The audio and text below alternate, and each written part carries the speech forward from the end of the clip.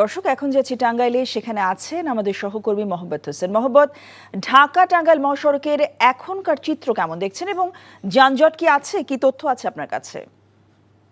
টাঙ্গাইল যমুনা মহাসড়কের যে চিত্র, সেই চিত্র কিন্তু সকাল থেকে আমরা যেমনটা বলেছিলাম এখনো অনেকটা সেরকম আছে। অর্থাৎ এখনো প্রায় যমুনা সেতু পূর্ব পাড় থেকে টাঙ্গাইলের রাবনা বাইপাস পর্যন্ত, এমনকি আশিরপুর বাইপাস পর্যন্ত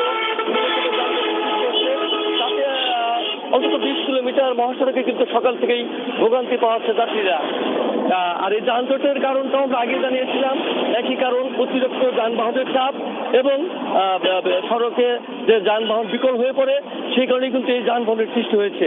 তো আমরা সকাল থেকেই পুলিশের সাথে কথা বলেছি, যাত্রী এবং চালকদের সাথে কথা বলেছি। তারা যেমনটা জানিয়েছেন যে এই মহাসড়কের যে যানজট, এই যানজটের প্রধান কারণই তারা মনে করছেন যে অতিরিক্ত যানবাহনের চাপ। আর সকাল থেকে আমরা এই মহাসড়কের যে বিভিন্ন স্থান ঘুরে দেখেছি, এই মহাসড়কে কিন্তু দূরপাল্লার যে যাত্রীবাহী বাস আছে, সেই বাসের সাথে কিন্তু পাল্লা দিয়ে চলছে ব্যক্তিগত গাড়ি। প্রচুর সংখ্যক ব্যক্তিগত গাড়ি যাচ্ছে।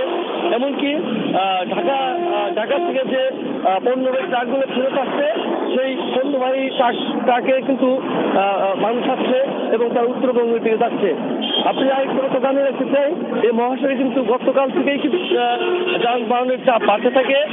গতকাল মধ্যরাত থেকে এই যানবাহনের চাপ। এই ঈদে জামা জুতো অ্যাক্সেসরিজের ডিসকাউন্ট।